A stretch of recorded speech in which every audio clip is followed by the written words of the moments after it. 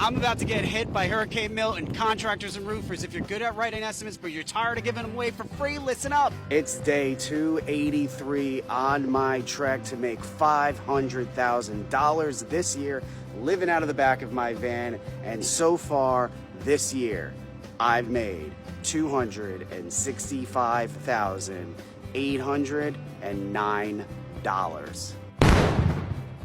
Haven't made all that money living in the back of my van. I made about $30,000 or $40,000 of that amount in the back of my van while I'm down here in Florida handling insurance claims because of Hurricane Helene. I used to sit around and wait for phone calls, drive all around the state, renovate a kitchen, learn about who I'm going to sub some work out to, get some bullshit notes and measurements, writing up estimates, worrying if my price was too high they were going to go with somebody else, worrying if my price was too low I'd lose my ass. Just to find out in the end that all they wanted was a free quote, and I would never hear from them again. Spent more time chasing after it than anything else. It's cool when it works out 20% of the time, but for the remaining 80, it's pretty fucking frustrating. Once you start working with insurance companies, you lose a lot of that frustration because instead of having to land each individual job, all you need to do is land one vendor that's already contracted by an insurance company, and that one vendor may pay out anywhere from a couple $100 to a couple $100,000 in any given year. And you aren't actually doing any of the bullshit repairs. You write up an estimate, then you take that estimate and explain how you arrived at that number, and then you submit it to the vendor that you're working with. Just going out, taking a look at what's damaged, assuming anything is damaged to begin with,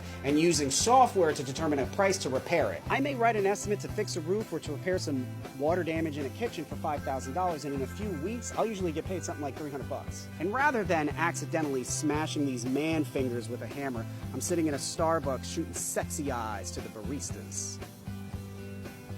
And you know what I do with all that time that I'm not spending doing the actual physical work? More estimates. Now imagine if you wrote that same estimate for $300 4 times in a day. That's $1,200 a day. That's $6,000 over a 5-day work week. It's about $24,000 a month.